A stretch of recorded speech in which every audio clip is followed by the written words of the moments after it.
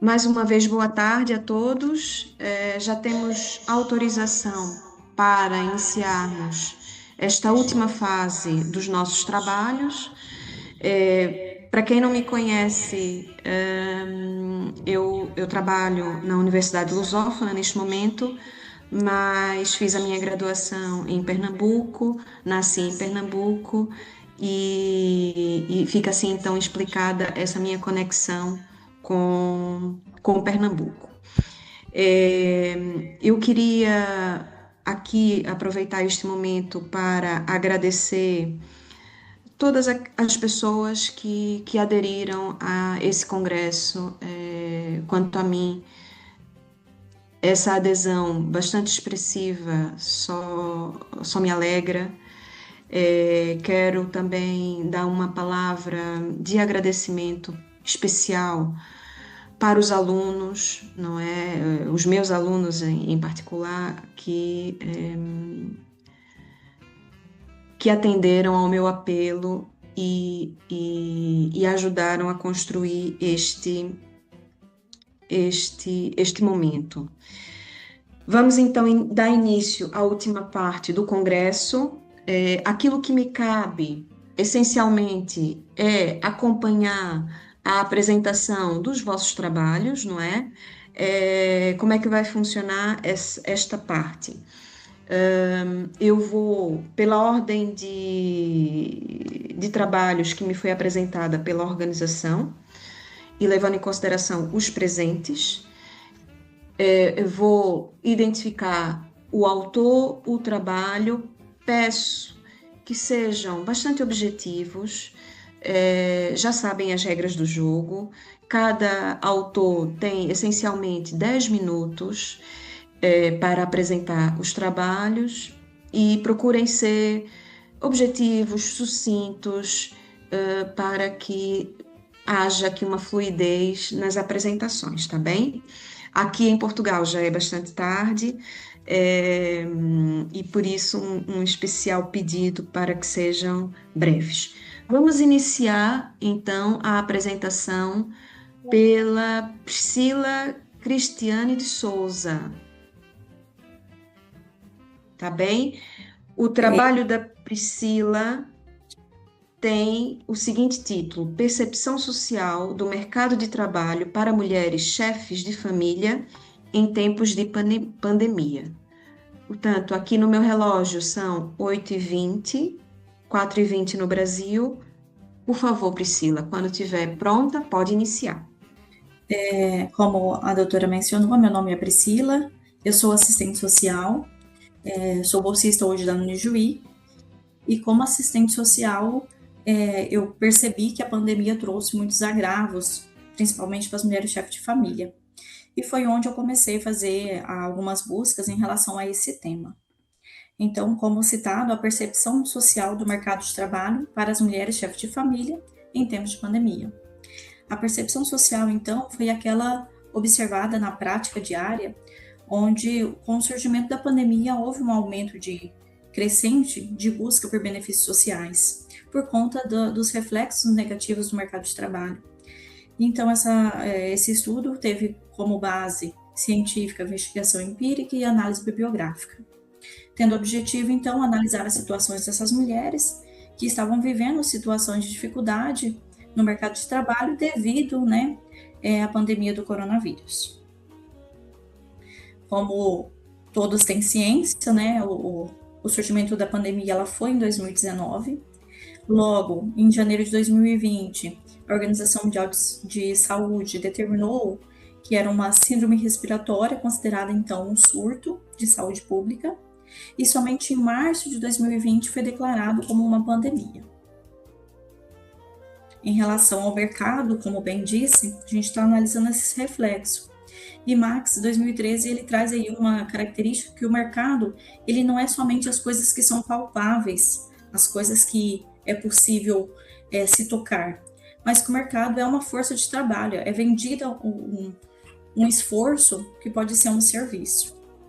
E outros autores também traz aí que o trabalho, ele, como Menezes, 2007, ele destaca que o trabalho feminino é composto por muita discriminação.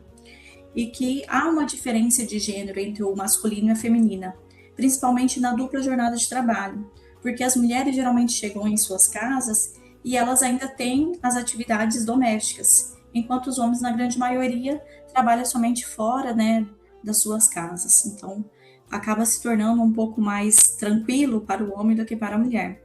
E ele traz essa questão de vulnerabilidade da mulher, que sempre é mais puxado, né, em relação ao trabalho, e também que a força produtiva pode ser o mesmo trabalho, as mesmas funções, mas nem sempre traz o mesmo reconhecimento. E para essa pesquisa eu utilizei o termo mulher chefe de família, baseado em Barros, Fox e Mendonça, que é uma definição de 1994, que ele diz que a mulher chefe de família é aquela que não possui companheiro. Então, né, para minhas pesquisas, para esse estudo, eu foquei nessa definição, porque existem outras definições onde a mulher chefe de família seja aquela somente provedora com o companheiro.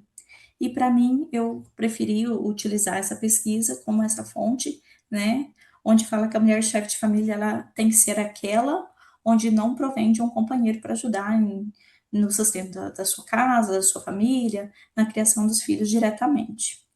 Por mais que tenha aí, às vezes, o genitor, né, das crianças em outro lugar, em outra casa, mas não ali diretamente no dia a dia. E ainda traz esse estudo, tem alguns pontos que eu faço uma reflexão em relação a esses relacionamentos. Alguns autores falam que o fim desses relacionamentos foi por conta, às vezes, da violência, relacionamentos conflituosos, e muitas vezes se deu a família monoparental devido a essas situações, né, onde o homem e a mulher já não conseguia mais manter o diálogo, onde já não conseguia mais manter uma convivência passiva, onde havia, né, muitas falhas dentro do casamento e aí acabou se tornando famílias monoparentais. No entanto, Carvalho, já em 1998, ele fala que as famílias chefiadas por mulheres é de grande vulnerabilidade econômica, independente da pandemia ou não, ele já traz, né, esse contexto lá de 1998, porque ele fala que a única adulta da casa é a mulher, como bem diz, a mulher chefe de família. Então, acaba sendo uma família mais vulnerável no sistema econômico, porque é a única provedora. Trazendo um pouco mais atualizado, o Correia e Alves, em 2020, ele começa a trazer aí que no primeiro trimestre de 2020, o Brasil ele teve 12,8 milhões de desemprego, bastante relevante, e 30,8 milhões de trabalhos informais. Então, além do desemprego, devido às condições de trabalho, às vezes de carteira assinada, não ser mais possível, muitas passaram a fazer trabalhos informais e podemos identificar aí um crescente número, né, de trabalhos informais. Dados do IBGE de 2020 também traz que 94% da população brasileira acima de 18 anos, antes da pandemia, elas estavam empregadas. E depois da pandemia, esse número caiu para 50%. Então, é uma queda aí de 14% do emprego. Ainda outro dado importante, que eu acho que é relevante a gente apresentar, é que houve um decréscimos, né, da renda familiar. Famílias que não possuem filhos, foi um decréscimo de 63% dessa renda. E que tem, 55% dessa renda. E aqueles que têm crianças e adolescentes até 17 anos, houve uma queda de 63% da renda familiar. Também relevante. E aí a gente pode analisar em seguinte ponto. Durante a pandemia, houve a falta, né, a suspensão das atividades escolares. E aí afetou ainda mais essas mulheres, porque essas crianças estavam em casa, precisavam de supervisão, de uma babá ou dela mesma, e ainda houve um aumento, né? A gente tem que considerar que a criança em casa, ela tem mais gastos com alimentação, o tempo todo a criança está ali tendo alguma despesa. Então, por isso também que houve esse decréscimo na renda familiar. A ONU trouxe em 2020 que o trabalho informal feminino representa 42%, enquanto o masculino ele é 20%. Então dá para a gente perceber nesse dado também da ONU quanto o sexo feminino ele é mais direcionado, né, à busca por trabalhos informais para garantir a renda, garantir o sustento da família. Ramos, em 2020, ele trouxe que a pandemia provocou problemas econômicos em todo o mundo, não só no Brasil.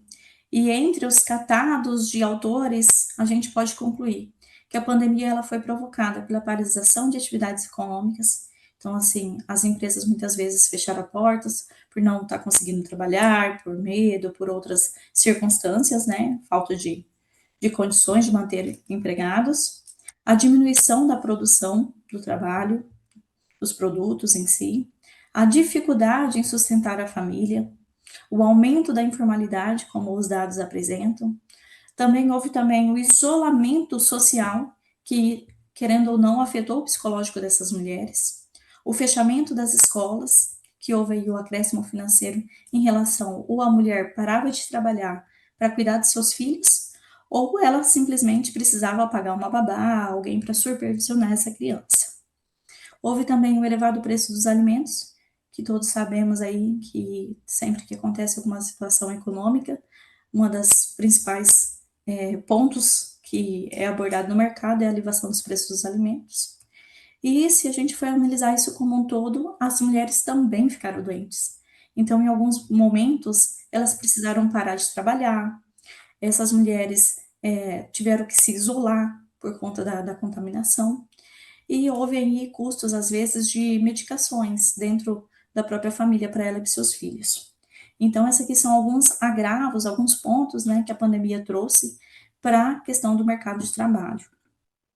E o estudo, ele evidencia que a pandemia, além de provocar o aumento das taxas de desocupação, ela também mostrou essa precariedade do trabalho feminino, que foi aí onde a gente teve o aumento do desemprego, a diminuição de contratações, a queda da renda familiar dessas mulheres, a diminuição da renda familiar como um todo, né?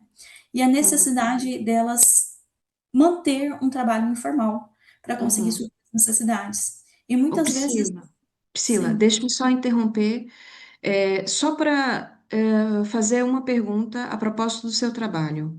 O que é que sim. esse cenário da pandemia pode, portanto, esse estudo, levando em consideração esse período excepcional da nossa vida em comunidade, o que é que esse estudo sobre esse período pode contribuir para esse problema das mulheres chefes de família e o mercado de trabalho? Professora, ele pode contribuir com possíveis implementações de políticas públicas para futuras situações parecidas como essa. Por mais que na pandemia, é que aqui a gente faz um catado apenas de 4 páginas de trabalho, mas quando a gente for fazer a entrega total, eu pretendo colocar sobre isso, porque o mercado de trabalho ele foi afetado neste momento, mas outras situações de pandemia ou algo similares pode ocorrer.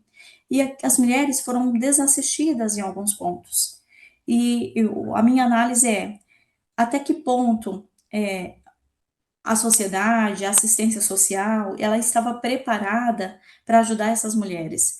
O impacto foi no mercado de trabalho, mas como que nós, profissionais da assistência social, pode ajudar? Quais são os benefícios que o governo pode implementar? Então, por isso é relevante o trabalho. Uhum. Posso continuar? Muito obrigada, Priscila. Olhe, só tem mais um minuto. Sim, Já esgotamos os 10 minutos, mas eu lhe concedo um minuto para encerrar o seu raciocínio, tá bem? sim. Então, devido a essa modificação aí do mercado de trabalho, essas mulheres tiveram que ressignificar suas histórias de vida. Quando eu falo ressignificar, é desenvolver estratégias para manter a renda familiar e manter a sobrevivência dentro da sua família. Então, era isso só para o fechamento, professora. Né? Gostaria de trazer que elas precisavam buscar alternativas. Elas são sozinhas, adultas, responsáveis pelos seus filhos. E diante de uma situação onde não tem apoio, elas correram atrás de assistência, correram atrás de benefícios que nem sempre haviam dentro do município para a gente ajudá-las. Muito bem, é isso. Obrigada. Muito obrigada pela apresentação, e obrigada por ter apresentado este tema tão importante, não é? A relação entre, enfim, a questão das mulheres. chefes de família e o acesso ao mercado de trabalho. Dando sequência aos nossos trabalhos, eu pediria agora a intervenção de Daniela da Conceição Machado. Daniela da Conceição Machado apresentou o trabalho com o seguinte título: Crescimento Econômico e Justiça Social, o impacto dos incentivos fiscais na efetividade dos direitos fundamentais no trabalho em Cabo Verde, 2015-2025. Muito obrigada, Daniela, tem a palavra. Boa tarde, meu nome é Daniela da Conceição Machado, sou mestre em Direito Empresarial e mestrada em Contabilidade, Fiscalidade e Auditoria pela Universidade Lusófona de Cabo Verde. Antes de iniciar, claro, gostaria de agradecer a organização do segundo Congresso Internacional de Direito do Trabalho por esta oportunidade de poder participar neste espaço de reflexão acadêmica. O tema que trago hoje é crescimento econômico ou justiça social, uma análise crítica das políticas fiscais e dos direitos do trabalho em Cabo Verde, no período compreendido entre 2015 e 2025. O tema procura discutir uma questão que eu considero central nas economias contemporâneas, até que ponto o crescimento econômico, promovido através das políticas fiscais e incentivos ao investimento, consegue traduzir-se eficazmente na justiça social e proteção dos direitos laborais e o foco, claro, em Cabo Verde. Cabo Verde tem adotado, por ser um país com características insulares, ele tem adotado incentivos fiscais como incentivos de políticas econômicas para atrair investimentos, promover crescimento econômico, dinamizar setores estratégicos.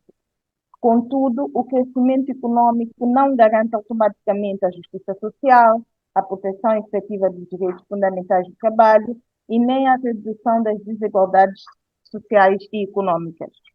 O problema central deste estudo surge da crescente utilização em Cabo Verde e nos países com as mesmas características dos incentivos fiscais como instrumento de desenvolvimento econômico. Então, é aí onde se coloca a seguinte questão, né? De que forma as políticas fiscais influenciam a efetividade dos direitos fundamentais das atividades laborais em Cabo Verde. O tema torna-se particularmente relevante no contexto cabo-verdiano, por se tratar de uma pequena economia que é aberta e mais muito dependente do turismo e do investimento externo. Apesar dos avanços econômicos, continua a existir uma pequena, digamos, uma desigualdade. Continua a existir desafios ligados a desigualdades, fragilidades. Eu estou ouvindo Ok, desculpa. Provavelmente está a ouvir aqui o meu Tá WhatsApp do bem. computador. Ok, tá bem. Tá bem, vou retirar o meu som. Peço desculpa. Tá bem, desculpa. Apesar de avanços econômicos, continuam a existir desafios ligados a desigualdades, facilidades laborais e proteção social. Do ponto de vista jurídico, o estudo apoia-se essencialmente na Constituição da República de Cabo Verde, no Código Laboral e na legislação fiscal, sobretudo no Código de Benefícios Fiscais e no Código do IFPC. O ponto central aqui é perceber até que ponto as políticas fiscais se articulam com a proteção constitucional dos direitos fundamentais do trabalho.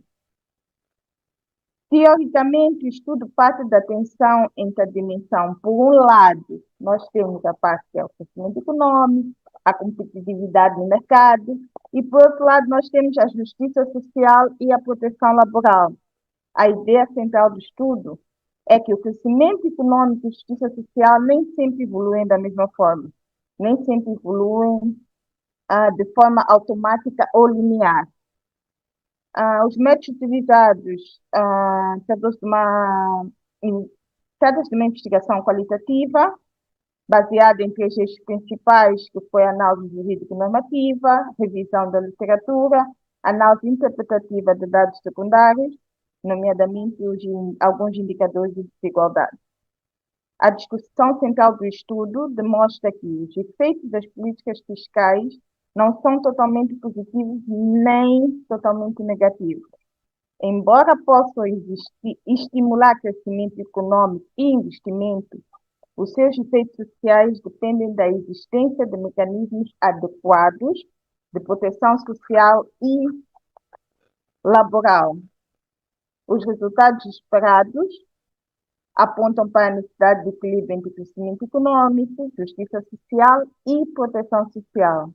No estudo, procura demonstrar que os incentivos fiscais podem gerar efeitos econômicos positivos, mas os seus impactos sociais dependem da capacidade do Estado em garantir proteção social e regulação laboral.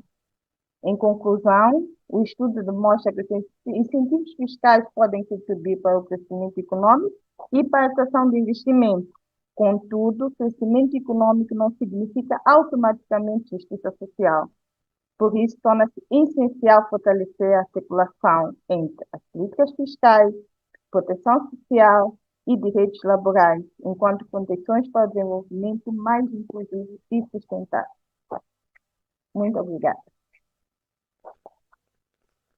Acho que consegui cumprir os 10 minutos. Muito, muito obrigada. É, de fato, assinalável o seu poder de síntese, o cumprimento estrito das regras. Muito obrigada. Olhe, diga-me só uma coisa. Disse-me que para o desenvolvimento inclusivo e com justiça social, para além dos instrumentos fiscais, é preciso proteção social e regulação laboral. A proteção social e a regulação laboral que hoje existem em Cabo Verde não são suficientes para esse desenvolvimento inclusivo? Não vou dizer nem que sim, nem que não. Ah, como é que eu vou explicar? Não vou dizer nem que sim, nem que não. O objetivo do estudo é exatamente analisar e entender se realmente estes mecanismos que existem contribuem ou não para esta proteção do trabalhador. Mas disse-me que está a fazer o mestrado, não é? Qual é dentro da sua área de conhecimento, qual é a percepção que tem relativamente ao que existe hoje em dia e esse futuro que todos nós almejamos, desenvolvimento social, justiça social, inclusão. Em Cabo Verde, Cabo Verde está a trilhar um bom caminho ou ainda Para não entrou desenvolvimento sequer no econômico, caminho? sim. Para desenvolvimento econômico, sim. Para a proteção dos direitos dos trabalhadores, para a proteção social. Eu preciso dizer que o estudo ainda não é conclusivo. Mas para o desenvolvimento econômico, sim. Os dados mostram que sim. Os dados demonstram que Cabo Verde já iniciou o caminho, não é? Para o desenvolvimento econômico. Agora, se está a conseguir conciliar os três aspectos, é este o objetivo do estudo. Muito Chegamos a bem. uma conclusão. Então Boa ficaremos tarde, tudo bem, ansiosos à pessoal? espera da conclusão desse Oi, estudo, tá gente, deixa eu bem? só apresentar Muito então aqui. obrigada pela sua Obrigada. Quem vai nos participação, Daniela. apresentar agora algumas... Muito bem, eu vou também tomar nota. São, aqui no meu relógio, 20h41. Perfeito, comecei a marcar. Então, novamente, boa tarde a todos, boa noite a todos. O meu trabalho é intitulado Reconhecimento Judicial do Direito à Desconexão Trabalhista, uma análise empírica dos acordos dos tribunais regionais do trabalho do Brasil, exatamente entre o período de 2017 a 2024. O ponto de partida desse trabalho, pessoal, é um fenômeno que todos nós conhecemos, que se refere a ascensão das tecnologias digitais e o uso dessas tecnologias digitais no ambiente laboral eliminou, na prática, a fronteira que há entre o nosso tempo de trabalho e o nosso efetivo tempo de descanso. Essa afirmação, ela não se refere apenas às condições de teletrabalho, mas também ao trabalho presencial. Por quê? Mesmo no trabalho presencial, nós ainda assim usamos tecnologias para fazer essa intermediação. Mensagens fora do expediente, reuniões online em horário de refeição, ou seja, uma disponibilidade permanente do empregado ao empregador. Esse fenômeno, a literatura passou a denominar de hiperconexão trabalhista. Nesse contexto de hiperconexão trabalhista, surge também na própria literatura uma discussão acerca do chamado direito à desconexão, que seria, então, definido por Souto-Maior, um dos primeiros trabalhos a trazer essa nomenclatura, como um direito ao não trabalho. Ou seja, já que existe uma hiperconexão trabalhista, o direito à desconexão é como um remédio que vai garantir que o trabalhador possa permanecer desconectado do ambiente laboral quando ele estiver fora da jornada de trabalho. No Brasil, então, esse direito não tem uma previsão legal expressa, ao contrário do que acontece em alguns países da União Europeia, que já prevê expressamente esse direito em seus ordenamentos. E, acrescentando um pouco mais de problema, a reforma trabalhista no Brasil de 2017, ela ampliou, de certa forma, esse problema, especialmente no que se refere ao teletrabalho, porque ela excluiu o controle da jornada quando for teletrabalho por tarefa ou por produção. Dessa forma, diante dessa lacuna legislativa que existe e é recorrente para nós da área, surge então a pergunta que orientou o nosso trabalho. Nosso problema de pesquisa é: em que medida o Poder Judiciário Trabalhista tem reconhecido o direito à desconexão em suas decisões, já que ele não existe concretamente na legislação? Para nós respondermos essa pergunta, nós fizemos uma pesquisa empírico-quantitativa. Para essa pesquisa acontecer, nós fizemos um pedido via Lei de Acesso à Informação para o Tribunal Superior do Trabalho, o TST, que ele dispõe, pessoal, de uma base de dados com todos os acórdãos julgados pelos tribunais regionais do trabalho. Então, nós identificamos nessa base de dados, que se chama Falcão, um total de 4.248 acórdãos que foram decididos acerca dessa matéria do direito à desconexão nos diferentes TRTs do país. É impossível analisar 4.248 acórdãos, certo? Então, dessa forma, nós utilizamos uma técnica que se chama amostragem aleatória para definir quais seriam os casos analisados. Nós utilizamos uma margem de erro de 5% e, com isso, desses 4.000 e tantos acórdãos, nós analisamos efetivamente, nós fizemos a leitura de 353 casos que foram sorteados aleatoriamente pelo RStudio, o programa de estatística que nós utilizamos, certo? Então, a nossa análise ela é uma análise amostral a partir de um número menor desse número total. Portanto, já passo imediatamente aos resultados, considerando o escasso tempo, e para começar a apresentar esses resultados para vocês, nós fizemos vários, antes de chegar à resposta principal, nós estamos distribuindo outros resultados que apareceram. Por exemplo, a distribuição geográfica, onde esses casos estão sendo demandados. A judicialização do tema da desconexão, ela é concentrada nas regiões mais ricas do país, no sul e no sudeste. Essas duas regiões somaram 75% dos casos analisados. São Paulo, o TRT da segunda região, que envolve São Paulo, e também o TRT 15, que é Campinas, lá em São Paulo tem 2 TRTs, eles são os que detêm maiores casos, 41% sozinhos, estão concentrados nessas regiões, no estado de São Paulo especificamente. Essa concentração não foi surpreendente para nós, já que o Sudeste concentra 53% do PIB nacional, o que gera maior vínculo de empregos formais e, por consequência, maior litigiosidade trabalhista. Em relação à evolução temporal, nós percebemos o quê? Entre 2017, que é o nosso recorte inicial, até 2021, o número de casos ele é estável, entre 28 e 37 casos por ano na nossa amostra. Mas a partir de 2022, há um crescimento nesses acórdãos, 41 acórdãos em 22, 71 em 23 e 73 em 2024. Ou seja, por essa amostra, nós conseguimos perceber que os casos estão aumentando. A judicialização em torno da desconexão, ela está aumentando.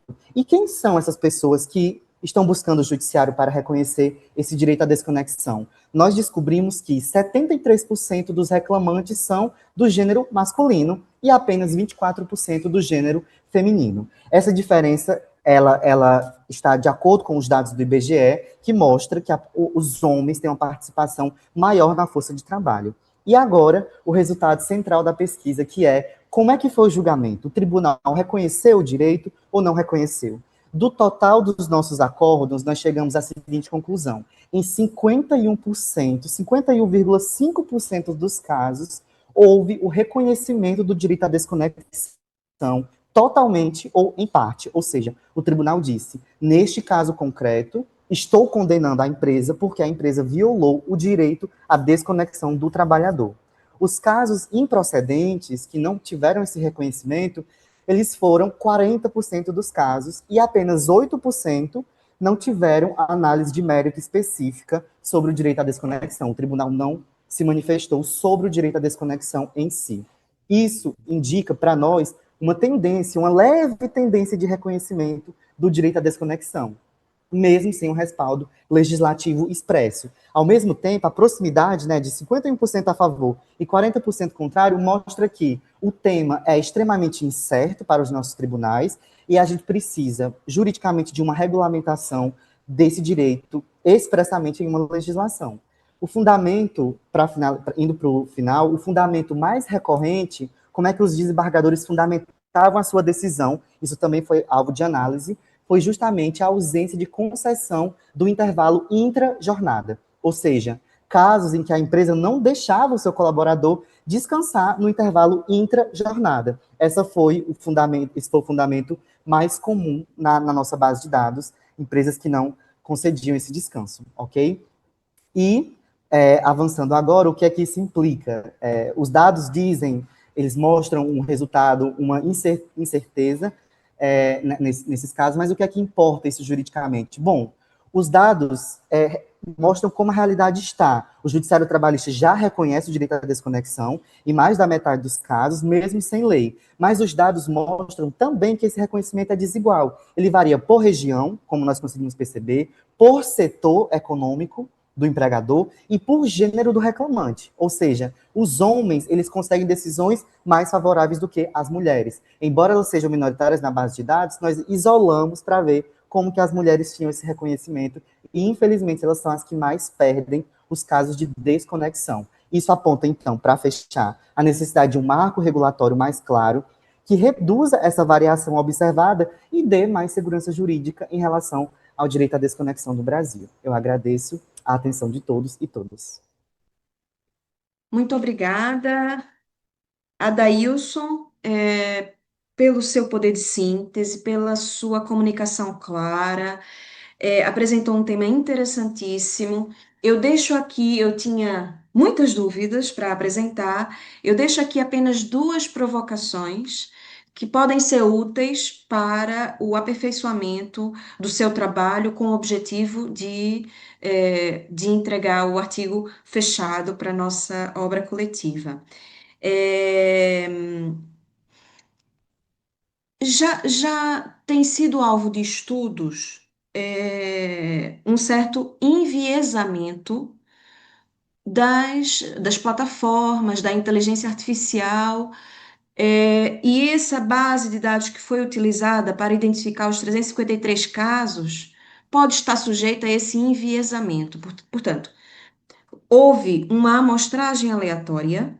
Dessa amostragem aleatória, chegou à conclusão que houve uma concentração de demandas no sul e no sudeste. Muito cuidado, uma nota de rodapé, talvez, é preciso levar em consideração esse risco, não é? Que pode eventualmente haver aqui um enviesamento da plataforma que os estudiosos, aqui neste caso, esse artigo é em coautoria, não é? É o Anderson e o Adailson, que os autores não podem controlar, não é? Isso é uma primeira provocação. E a segunda provocação é pensarmos criticamente sobre se verdadeiramente existe uma lacuna legislativa no Brasil relativamente ao direito à desconexão. O direito à desconexão não é o mesmo que a atenção, a limitação da jornada de trabalho, o respeito aos intervalos intra-jornada, o respeito ao direito de férias.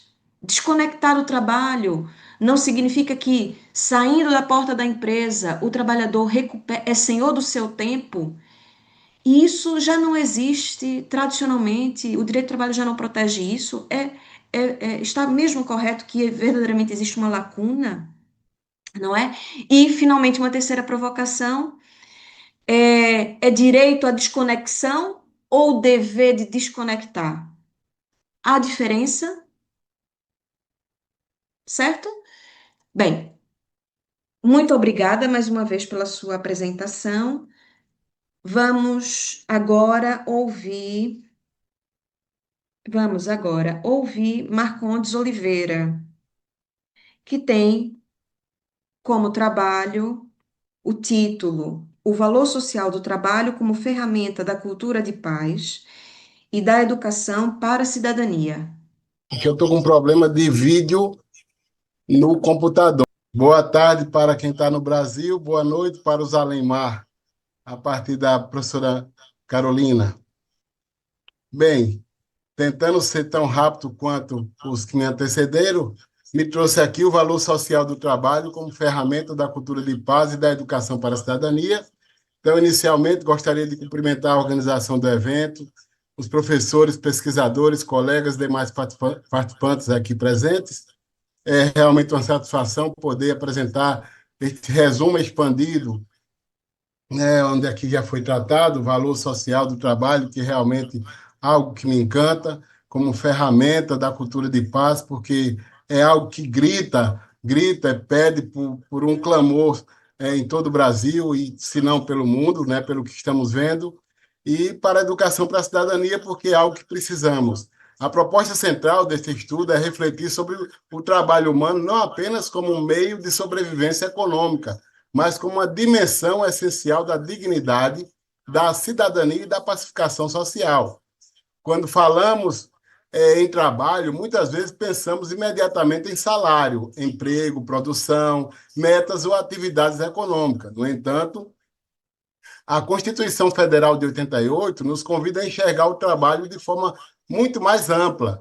O trabalho no Estado Democrático de Direito é também espaço de pertencimento, de reconhecimento, de convivência social, de construção da identidade, de participação na vida coletiva, pois é o que dá maior significado ao termo dignidade.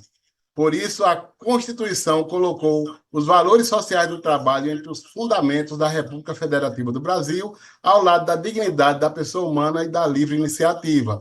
Estando assim no seu alicerce, essa escolha constitucional não foi casual. Ela demonstra que o desenvolvimento econômico brasileiro não pode ser pensado de forma dissociada da proteção da pessoa trabalhadora. Em outras palavras, a economia deve servir à pessoa humana e não ao contrário. A partir dessa perspectiva, o presente estudo parte de uma pergunta central: de que maneira o valor social do trabalho pode funcionar como instrumento de cultura de paz e de educação para a cidadania? A hipótese defendida é que relações de trabalho dignas, democráticas e orientadas por direitos fundamentais contribuem para reduzir tensões sociais, prevenir conflitos e formar sujeitos mais conscientes de seus direitos, deveres e responsabilidades coletivas. Isso significa que a proteção ao trabalho não interessa apenas ao trabalhador individualmente considerado.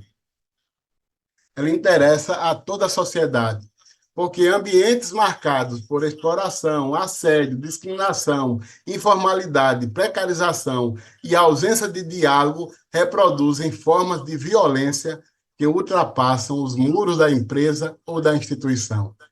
Essas violências chegam às famílias, às comunidades, ao sistema de justiça e à própria democracia. Daí porque é necessário se observar o cenário sistêmico de como, tal qual o sistema do corpo humano, se intercala e se envolve como uma espécie de interdependência construtiva. Por outro lado, quando o ambiente de trabalho é justo, respeitoso, participativo e seguro, ele se torna também um espaço pedagógico, um espaço em que se aprende cidadania na prática, um espaço em que se aprende a dialogar, a respeitar diferenças e resolver conflitos e a reconhecer o outro como sujeito de direitos. É onde existe o bem-estar. Nesse ponto, é importante compreender que a cultura de paz não significa simplesmente a ausência de conflito. Conflitos fazem parte da vida social. O problema não é a existência do conflito, mas a forma como ele é tratado. Uma sociedade democrática não elimina todos os conflitos. Ela cria meios legítimos, institucionais e respeitosos para enfrentá-los. Assim, falar em cultura de paz no mundo do trabalho não significa imaginar ambientes sem divergências, sem reivindicações ou sem tensões. Significa construir relações em que essas divergências possam ser envolvidas por meios do diálogo, da negociação, da escuta, da mediação, da participação coletiva e do respeito aos direitos humanos fundamentais. A paz, portanto, não deve ser compreendida como silêncio. Muitas vezes o silêncio no ambiente de trabalho não representa paz. Pode representar medo, pode representar submissão, pode representar ausência de canais de escuta, pode representar uma violência invisível, naturalizada, que impede o trabalhador de se manifestar. A verdadeira paz laboral exige justiça, exige remuneração adequada, segurança, igualdade de oportunidades, respeito à dignidade, prevenção ao assédio, proteção contra discriminações e reconhecimento da pessoa trabalhadora como cidadã. É nesse sentido que o valor social do trabalho se apresenta como instrumento de pacificação democrática. O direito do trabalho surgiu historicamente como resposta à desigualdade estrutural entre capital e trabalho. Essa desigualdade não pode ser ignorada. Em uma relação trabalhista, empregador e trabalhador não estão, em regra, em posição materialmente equivalente. Por isso, o direito estabelece limites, garantias e parâmetros mínimos de proteção.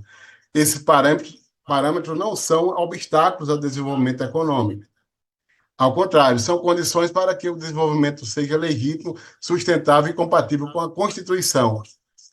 A livre iniciativa é protegida pela ordem constitucional, mas ela deve caminhar em equilíbrio com o valor social do trabalho.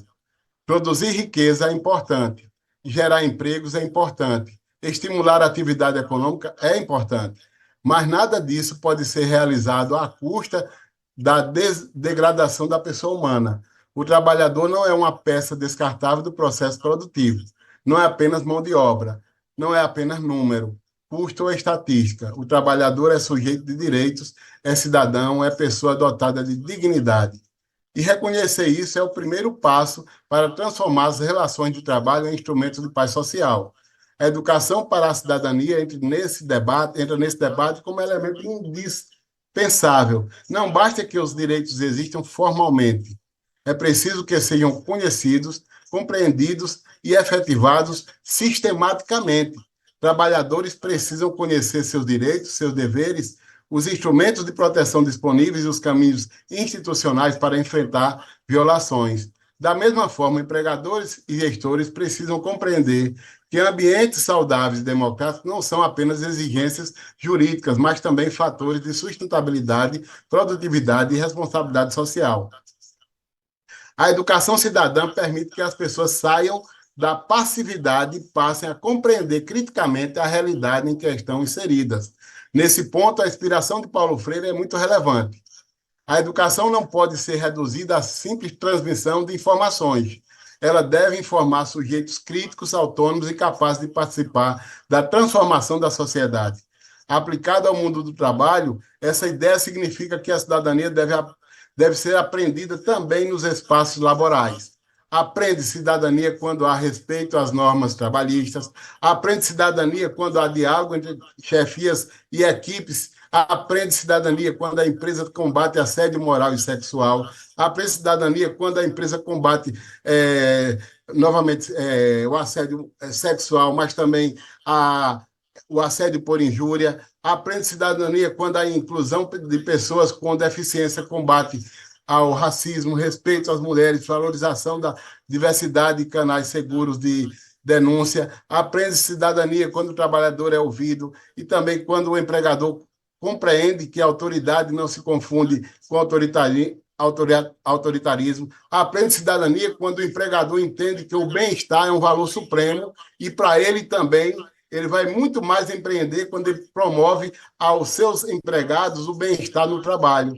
Assim, um ambiente de trabalho pode ser um espaço de reprodução de desigualdades ou pode ser um espaço de transformação social. Tudo depende da forma como as relações são estruturadas. A relação de trabalho feliz é um ambiente de economia para a própria empresa. Quando há jornadas exaustivas, metas abusivas, informalidades, insegurança, discriminação e medo, o trabalho se converte em lugar de sofrimento. Mas quando há dignidade, diálogo, proteção, reconhecimento e participação, o trabalho se transforma em instrumento de inclusão, autonomia e paz. É por isso que o estudo defende a articulação entre três dimensões: trabalho, paz e cidadania. Essas dimensões não estão separadas, elas são sistêmicas, elas se complementam. O trabalho digno fortalece a cidadania fortalece a capacidade de diálogo, o diálogo fortalece a cultura de paz, e a cultura de paz, por sua vez, contribui para as relações sociais e laborais mais justas.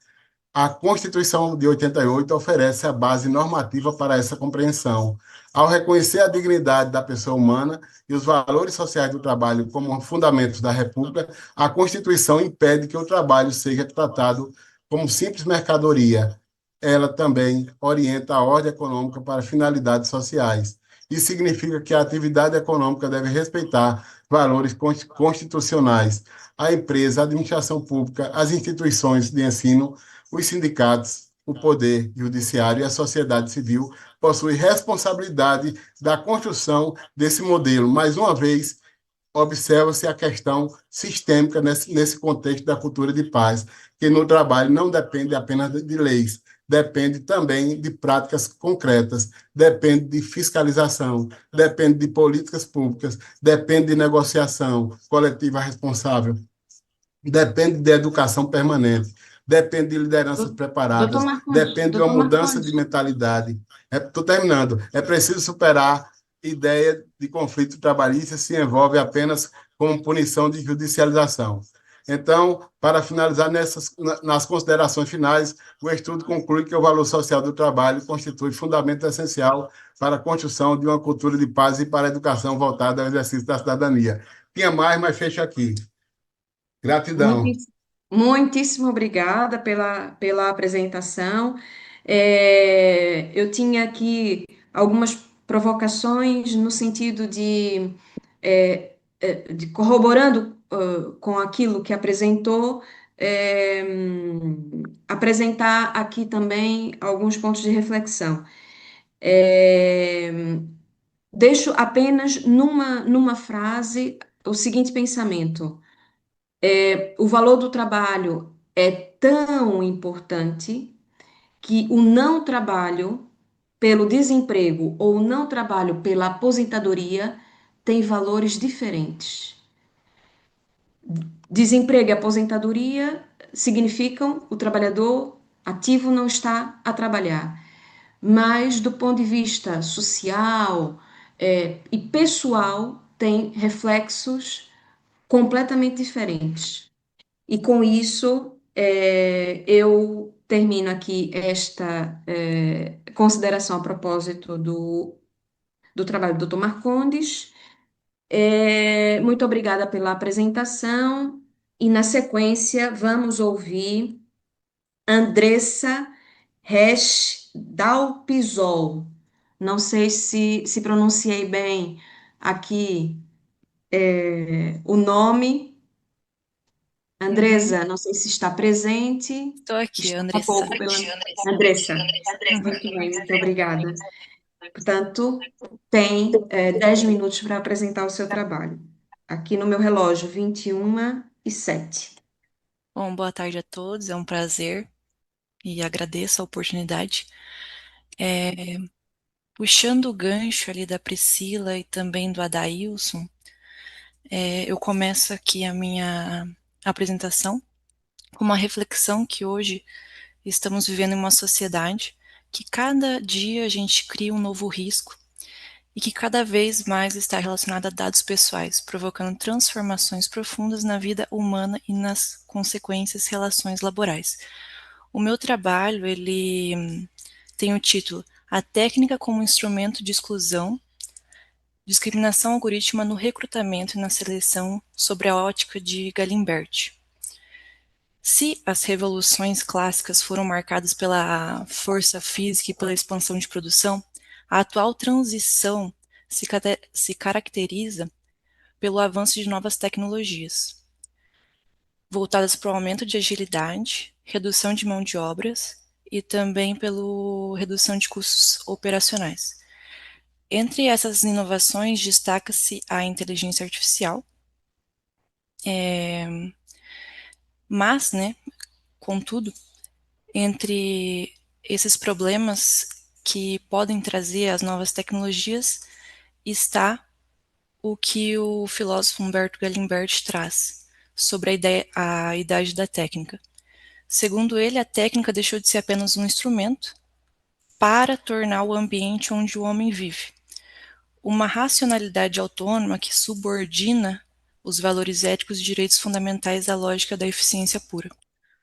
No direito do trabalho, não é diferente. Essa racionalidade técnica se manifesta de forma crítica nos processos de recrutamento e seleção via inteligência artificial. Um caso que chamou bastante atenção em 2018 foi o da Amazon, onde a empresa utilizou um sistema de triagem que, embora não programado para discriminar, ele aprendeu, vamos dizer assim, a discriminar justamente por padrões históricos de desigualdade.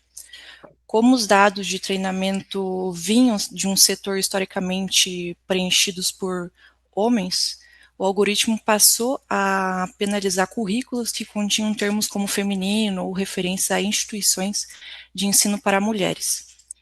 Esse episódio ele revela que a neutralidade tecnológica, neutralidade algoritmo é uma ilusão, justamente porque se utiliza de dados pretéritos, ou seja, dados que nem sempre contemplaram a igualdade de gênero, social e enfim. Então, o que temos aqui é a chamada black box, que é a caixa preta. Modelos complexos de machine learning, eles são resultados que não possibilitam verificar como que chegou àquela conclusão. Então, embora tenha tido a premissa que foi uma discriminação, a gente não pode verificar como que chegou naquilo. Nem mesmo o programador sabe como que a máquina chegou naquela conclusão. Então, imaginamos que as empresas que utilizam sistemas parecidos com esse da Amazon devam, na maioria, né, aderir a um sistema e não fazer o seu próprio sistema.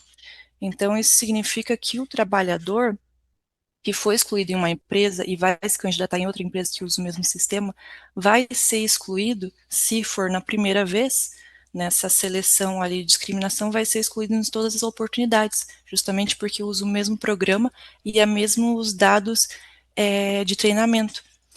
Então, impossibilita, querendo ou não, esse candidato a conseguir um emprego, sem o mesmo entender o porquê, sem o mesmo poder questionar, sem o mesmo passar por uma entrevista, porque na triagem ele já foi eliminado.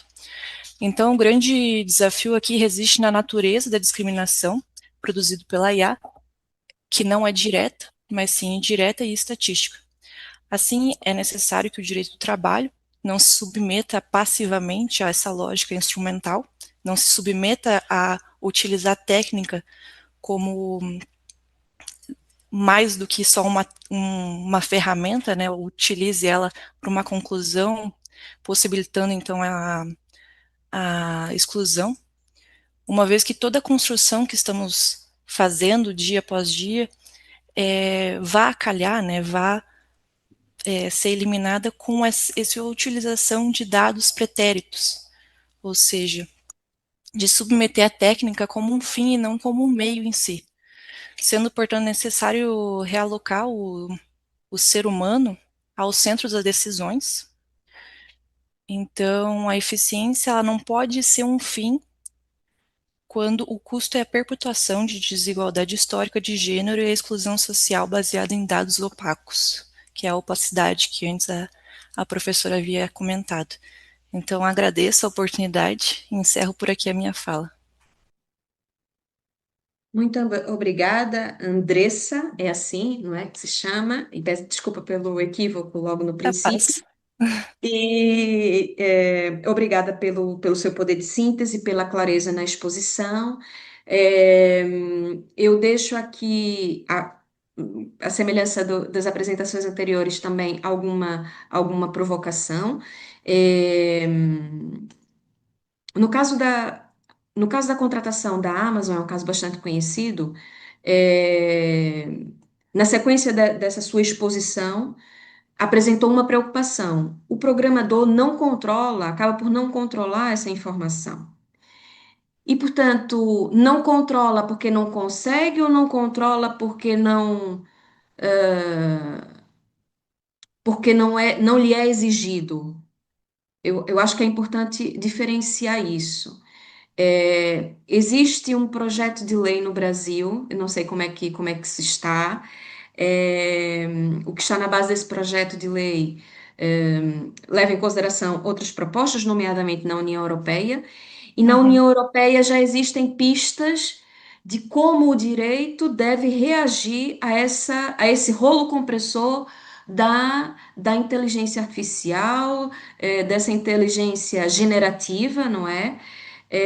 E aqui eu, como pista, uma responsabilização, portanto, é, delimitação da responsabilização do fornecedor, do programador, de quem beneficia economicamente com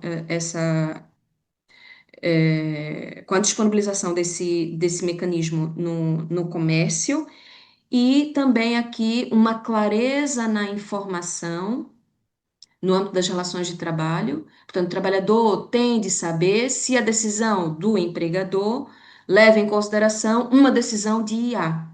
Uhum. Portanto, com essas provocações e com essas pistas, eu deixo aqui para sua reflexão, se achar que é útil, obviamente, tá bom? Uhum. Muito Muito obrigada. obrigada, muito obrigada. Vamos passar imediatamente para José Leonardo Santos. José Leonardo Diniz de Melo Santos. Boa tarde, boa noite. Quero inicialmente cumprimentar a professora Carolina, a organização do evento, os demais colegas, participantes aqui presentes. É uma imensa satisfação ter a oportunidade de debater sobre dignidade humana, valor social do trabalho e educação cidadã, fundamentos para uma hermenêutica trabalhista constitucional. O objetivo elementar deste trabalho é analisar de que modo a dignidade da pessoa humana, o valor social do trabalho e a educação para a cidadania podem funcionar como fundamentos estruturantes para uma interpretação constitucional do direito do trabalho. A premissa central da pesquisa é relativamente simples, mas possui grande profundidade jurídica. O direito do trabalho não pode ser compreendido apenas como um conjunto de regras contratuais destinadas a regular a prestação de serviços entre empregado e empregador. Ele é, antes de tudo, um ramo jurídico comprometido com a proteção da pessoa trabalhadora, com a redução das desigualdades materiais e com a realização concreta dos direitos fundamentais no interior das relações produtivas. A Constituição Federal de 1988 inaugurou no Brasil uma ordem jurídica fundada na centralidade da pessoa humana. Ao estabelecer a dignidade da pessoa humana e os valores sociais do trabalho e da livre iniciativa como fundamentos da República, a Constituição deixou muito claro que a atividade econômica não pode ser separada de sua finalidade social. Isso significa que o trabalho humano não pode ser reduzido a mercadoria ou produto, não pode ser tratado apenas como custo empresarial, não pode ser analisado somente como fator de produção. É também expressão da personalidade, é instrumento de inclusão social, fonte de subsistência, espaço de reconhecimento e também condição concreta para o exercício da cidadania.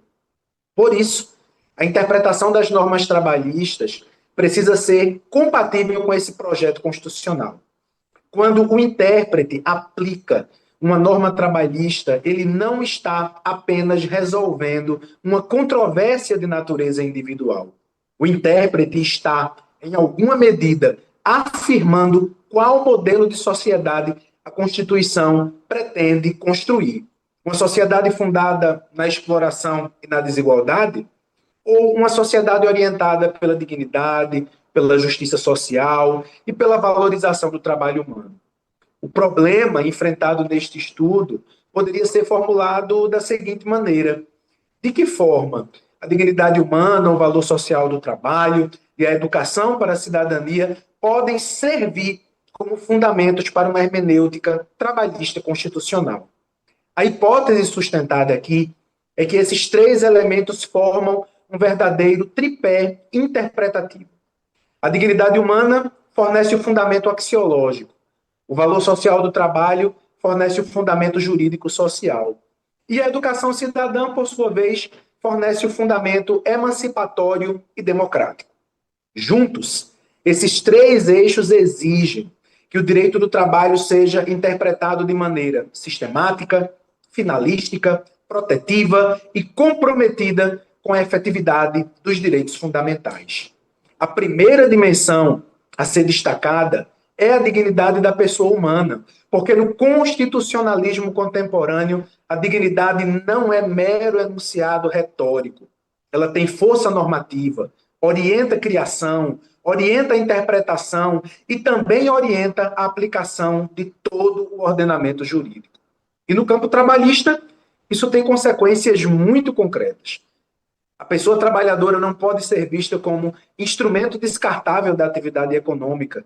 Ela não é apenas mão de obra, não é apenas número em uma folha de pagamento, não é apenas elemento de produtividade, é sujeito de direitos, é titular de dignidade, é portador de necessidades materiais, familiares, sociais, culturais, físicas e, não menos importante, portador de necessidades emocionais.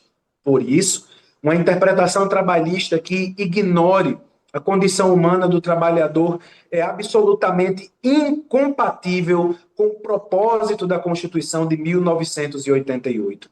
A dignidade exige que o trabalhador seja tratado como fim em si mesmo, e não como simples meio para a obtenção de lucro. E essa afirmação é fundamental, porque nas relações laborais, a autonomia privada não pode ser interpretada da mesma forma que em relações civis, entre partes materialmente equivalentes.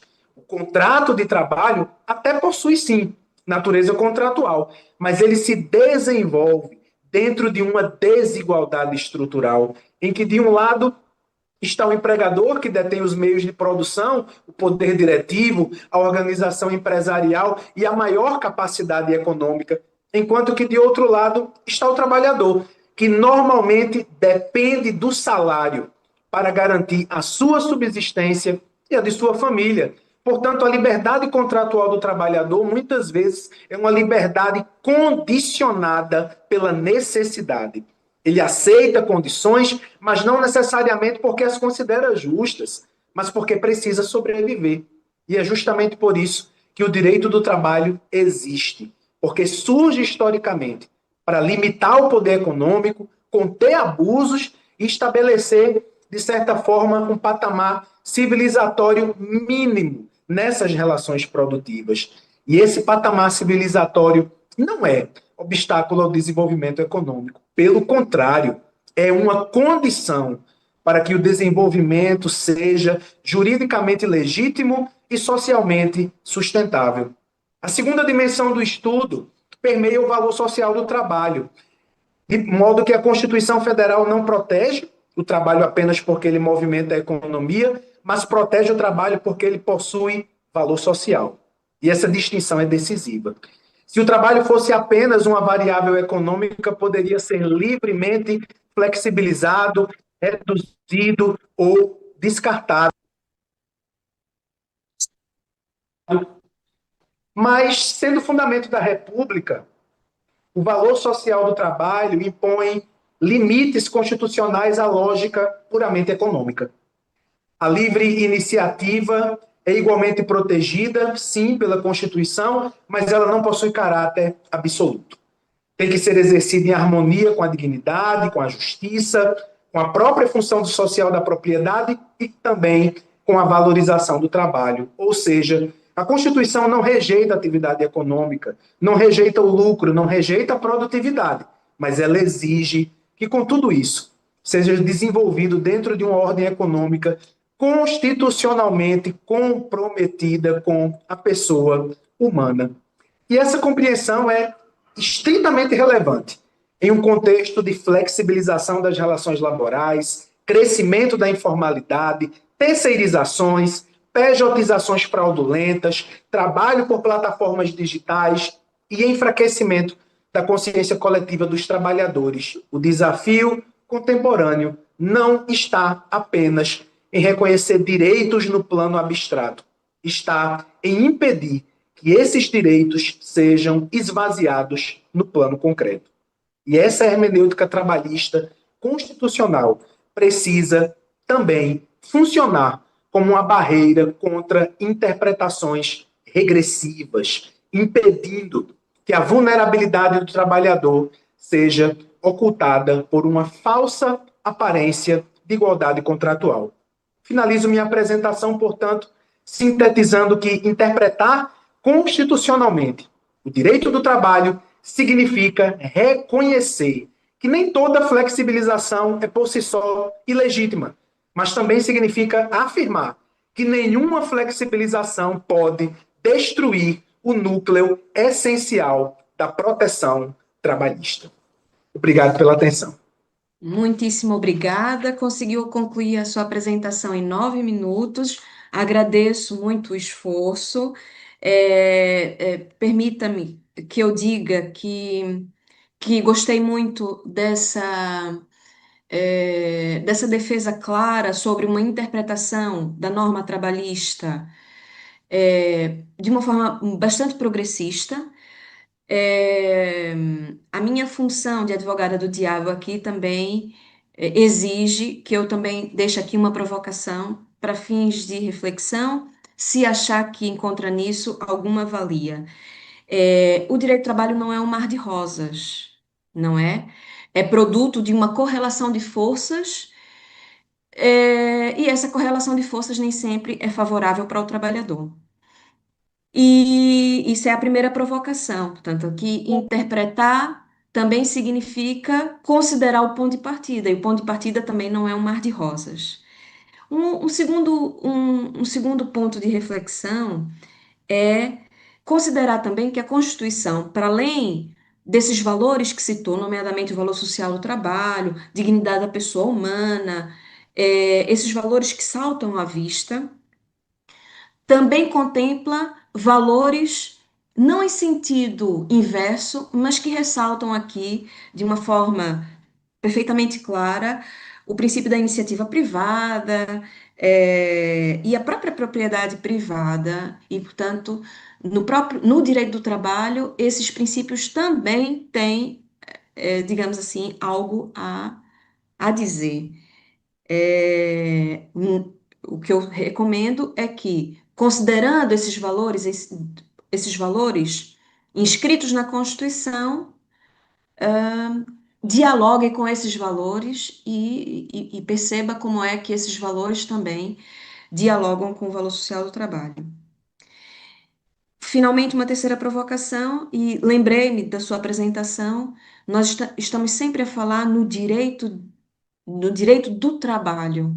Em Cabo Verde, a Constituição cabo-verdiana contempla o dever do trabalho. Se houvesse um dever dessa natureza na Constituição brasileira, haveria aqui alteração, de alguma forma, desse raciocínio que encadeou relativamente à interpretação da norma trabalhista? Pronto, fico por aqui, não quero mais tomar o tempo da apresentação. Finalmente, vamos ouvir Flora Oliveira. E muito obrigada, doutor Leonardo, pela sua apresentação. Eu que agradeço pela oportunidade. O meu coração esteve sempre ao seu lado. E, portanto, muito obrigada pela excelente apresentação. Agora vamos ouvir Flora Oliveira. Boa tarde, eu sou Flora, eu falo com vocês direto do Brasil. Boa tarde aos meus colegas aqui de IGT brasileiros, boa noite aos meus colegas e colegas de IGT Como disse o colega Marcones Alemar, que estão acompanhando direto de Portugal e de Cabo Verde. Eu sou advogada trabalhista e atualmente faço pesquisa de pós-doutorado aqui na Unicamp. Eu estou falando com vocês de São Paulo. Vou fazer a minha audiodescrição, já que estamos no ambiente virtual. Eu sou uma mulher branca, de olhos claros, de cabelos loiros e uso uma camisa verde, porque o inverno está chegando aqui no Brasil. E vou falar rapidamente com vocês sobre a apresentação, o tema do meu trabalho.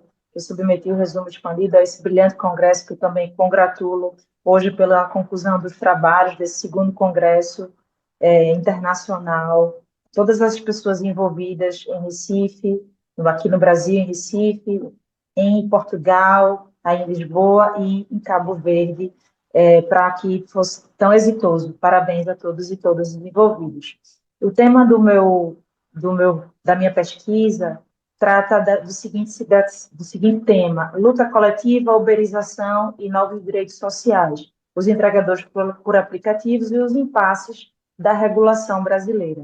Eu trago como primeira premissa para essa pesquisa que existe uma narrativa de conflito de interesses, de interpretação e de disputa em face dessa situação de ausência de regulamentação. Existe toda um cenário de disputa normativa, como deve ser o status jurídico do trabalho dos entregadores e dos motoristas particulares. Esse cenário de disputa narrativa parte do legislativo, parte do judiciário, parte da sociedade civil, e da sociedade civil, o foco da minha pesquisa se direciona à organização coletiva dos trabalhadores, que passaram a se organizar a partir das breaks de 2020 e 2025, numa perspectiva nacional, através do movimento da Aliança Nacional, e na perspectiva mais integrada ao município e ao Estado, ali a partir de associações, e existem alguns movimentos organizados em sindicatos que ainda não têm a Carta Sindical Brasileira em face justamente desse questionamento de proteção, de título jurídico, de qual que seria, né?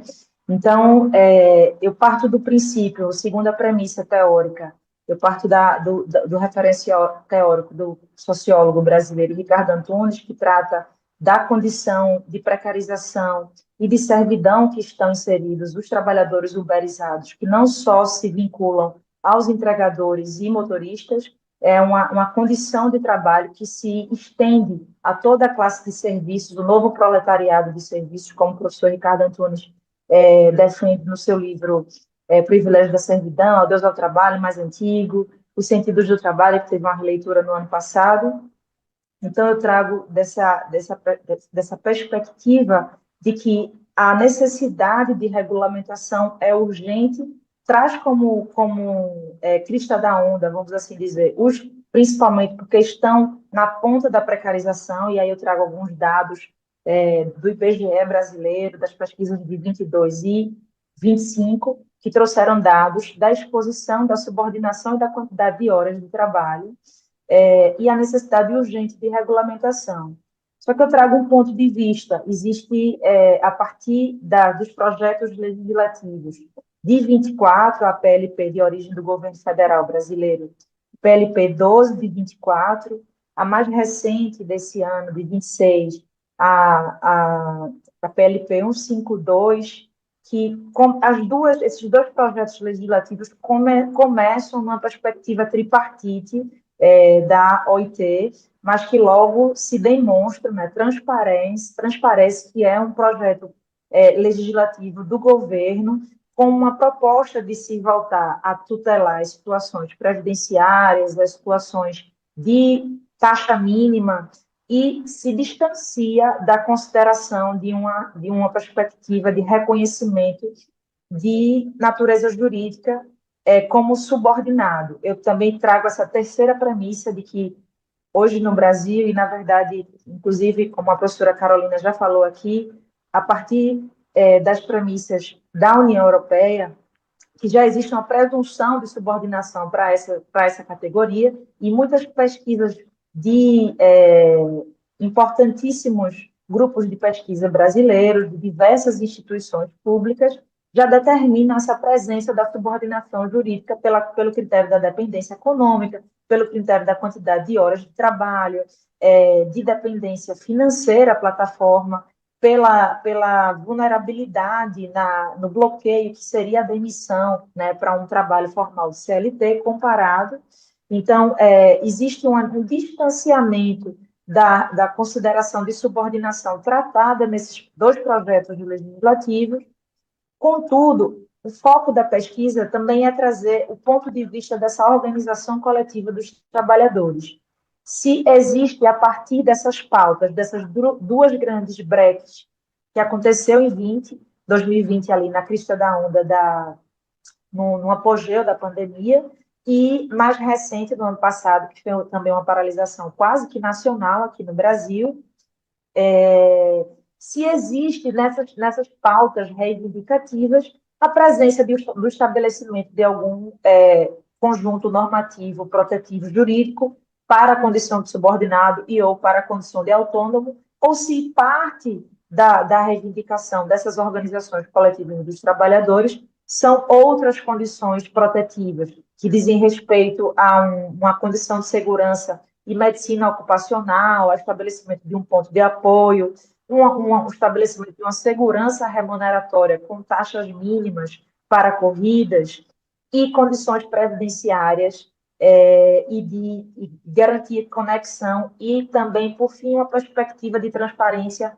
algorítmica e maior governança transparência na divulgação desses dados. Então, é um estudo que eu estou começando a desenvolver aqui também, mais próximo, inédito para mim como pesquisadora, porque eu sempre parto das decisões dos tribunais, da ratio, né, da legislação, das decisões do judiciário, do que está acontecendo no STF, e agora o protagonista da pesquisa são as organizações coletivas. Talvez seja esse grande conflito legislativo brasileiro de estabelecer, né, já que existe tanta dessa premissa que eu falei, dessa segunda premissa que eu falei para você, já que é tão quase que óbvio que existe a presença da subordinação jurídica, mas se os próprios coletivos dos trabalhadores não estão reivindicando a presença dessa subordinação, se existe uma estratégia econômica, ou se aqui, junto com a crise do trabalho formal, como a gente está falando, do processo de adoecimento dos trabalhadores CLT, a pauta do fim daquela 6x1 no Brasil, será que eles estão sendo, ao final, visionários e estão buscando uma nova proteção jurídica trabalhista para além do emprego? É isso, professora Carolina, eu sei que já está muito tarde, eu encerro um pouco antes para que facilite o debate. Muito obrigada pela oportunidade.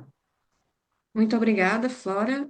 Teve também aqui, utilizou do seu tempo de uma forma bastante cirúrgica, e obrigada por isso.